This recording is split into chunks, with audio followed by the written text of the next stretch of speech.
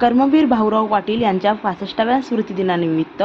GM संस्थेतर्फे विनम्र अभिवादन। सोलापूर रयत शिक्षण संस्थेचे संस्थापक डॉक्टर कर्मवीर भाऊराव पाटील यांच्या 65व्या मूर्तिदिनानिमित्त